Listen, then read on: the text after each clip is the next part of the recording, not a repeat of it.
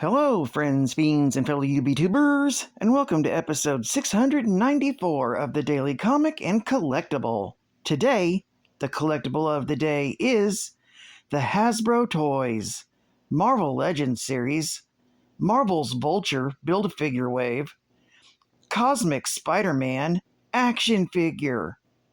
With incredible strength, stamina, and cosmic senses, Spider-Man battles tirelessly on the side of universal justice. This 6-inch scale action figure of Cosmic Spider-Man was inspired directly by the character in the Spider-Man comic series. This Spider-Man features intricate details and hand-painted deco, and includes numerous accessories. This 1/12 scale Marvel Legends figure features advanced articulation and is easily posable. Cosmic Spidey features over 22 points of articulation for advanced posing and displaying in your Marvel collection. Accessories include 2 extra interchangeable head sculpts for a total of 3 different looks, and even includes a Build-A-Figure piece for the Vulture's wings.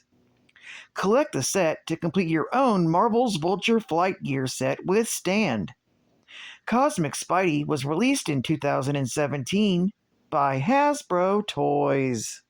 Now, the comic of the day is Amazing Spider-Man, Volume 1, issue number 329, with a cover date of February 1990, but was released in December of 1989. This is also part of the Acts of Vengeance event. Plus, this is a newsstand with a Mark Jewelers insert, with story by David Michelini, art by Eric Larson, and cover by Eric Larson. This issue is titled Power Prey. The story opens at the headquarters of Shaw Industries. Sebastian Shaw has recovered 3 different models of the mutant hunting sentinel robots. He intends to use the robots in an attempt to destroy Spider-Man, who has recently gained cosmic powers. His scientists have been researching the origins of Spider-Man's new powers and determined that they came about shortly after Dr. Max Lubbock was experimenting with unknown energy fields at Empire State University. Interested in learning this, Shaw decides to pay Dr. Lubbock a visit. 3 days later, Peter Parker is helping his wife, Mary Jane, learn her lines for an episode of Secret Hospital. However, Peter can't focus on his lines because his thoughts are consumed with the mystery of where his new powers came from. Deciding to clear his head, Peter puts on his Spider-Man costume and goes out web-slinging. Watching her husband go, Mary Jane thinks they've come a long way in their relationship, as she no longer fears what may happen when he goes out as Spider-Man. 3 hours earlier, Sebastian Shaw has been forcing Max Lubbock to build a device that will negate Spider-Man's new powers. Lubbock is furious at being commanded around, but Shaw reminds him that he has influence upon ESU's board of directors and could have his funding cut. Meanwhile, Spider-Man has just stopped a mugging, while wondering why he wastes his time on such trivialities, but stops himself from letting his new powers make him arrogant. At the same time, the villain, known as Graviton, has just learned that Spider-Man survived their last encounter. Even though his employers have since disbanded, Graviton has decided to track down the wall-crawler and end his life. While at that time, above the planet Earth, Loki is furious that his Acts of Vengeance scheme has failed, and has decided that he will send the planet Earth one last parting gift.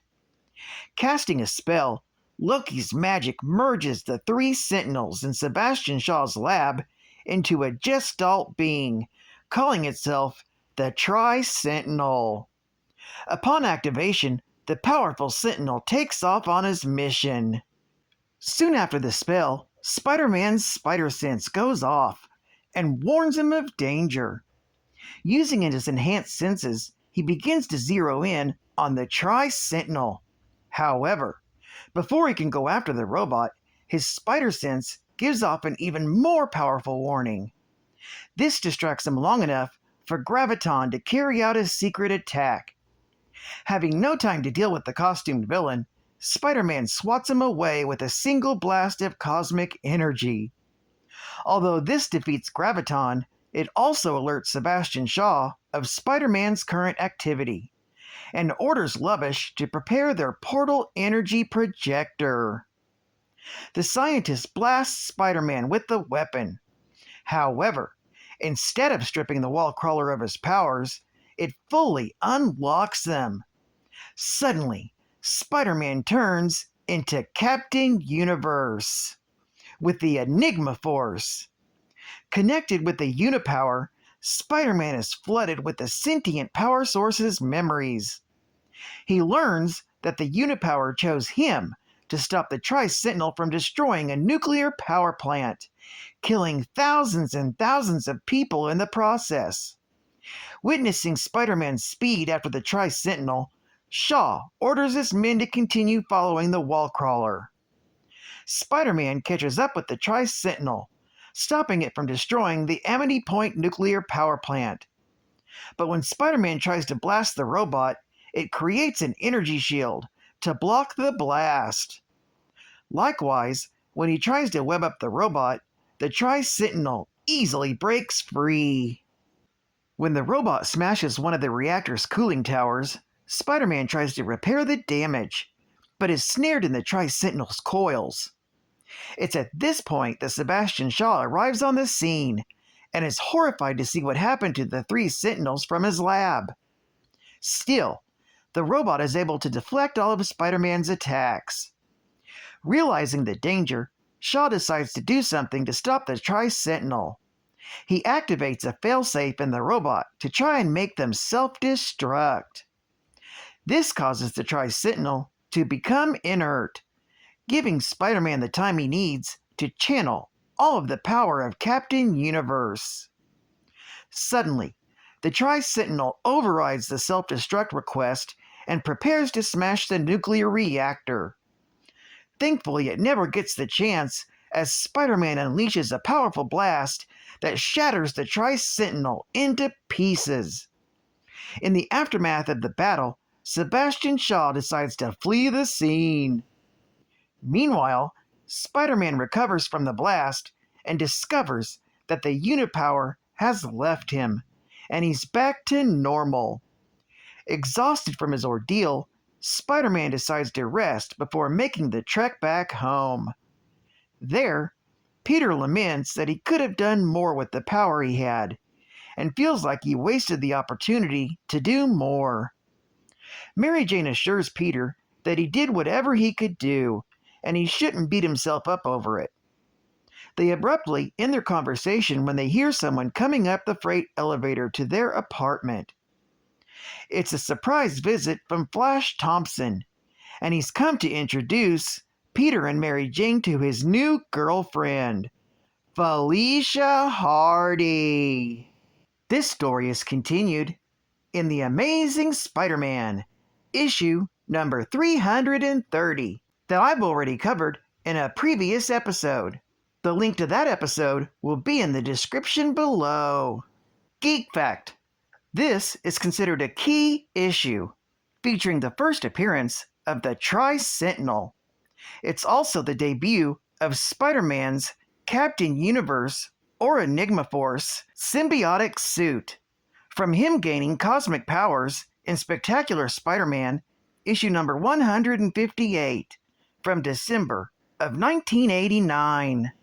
Bonus Geek Fact: the so-called prime movers of the villains group were originally tricked into thinking that the acts of vengeance were each individual's idea by Loki, who posed as an unassuming man in a white suit and played at being their personal assistant, or lackey, making each believe that they were really in charge.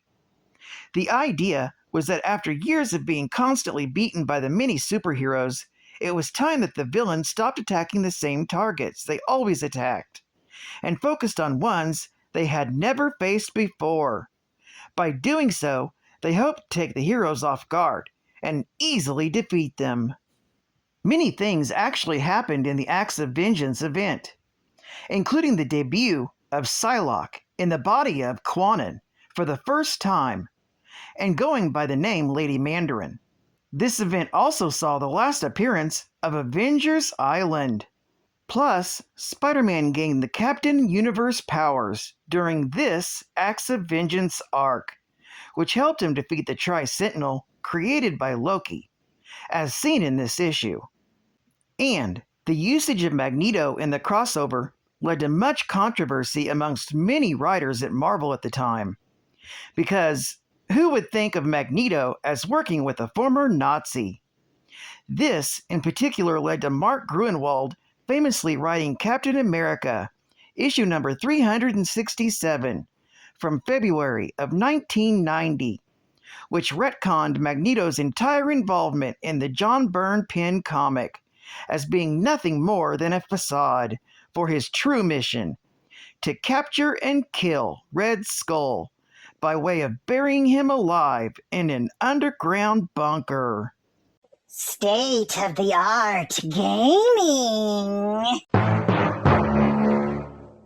Eight eyes. Featuring the new dual attack mode.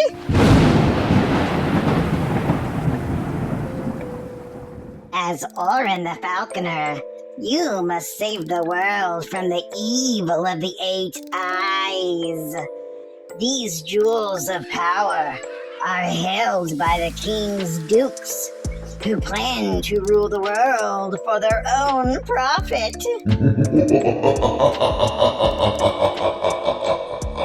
Control Orin and your Falcon Cuttress alone, or in the unique simultaneous mode, where you are Orin and your friend is Cuttress.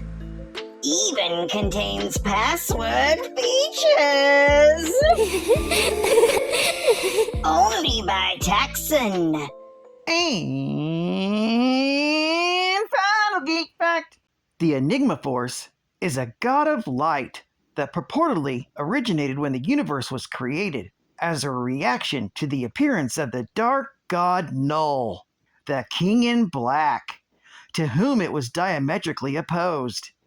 For billions of years, the god of light waged a war against its opposite, but realizing that bonding to multiple individuals spread its powers too thin to stand against the dark, the god of light began selecting a singular host to bond to and bestow its powers upon, with the host coming to be known as the symbiotic Captain Universe. The Enigma Force is also a tool used by the Beyonders via their concordance engines to help them maintain the universes within the multiverse.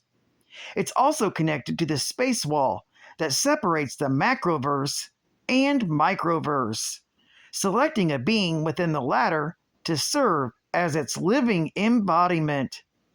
When the Enigma Force chooses a partner, it endows that person with the powers, memories, and symbiotic costume of Captain Universe. The partner can use the powers of Captain Universe until the peril is surmounted. However, if the partner tries to use those powers for personal gain or for evil, the Unipower immediately deserts them.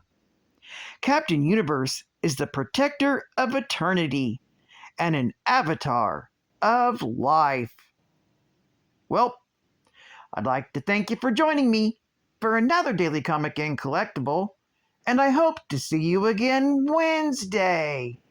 This is Cutban Comics Man, and I'll catch you on the flip, baby. Over and out.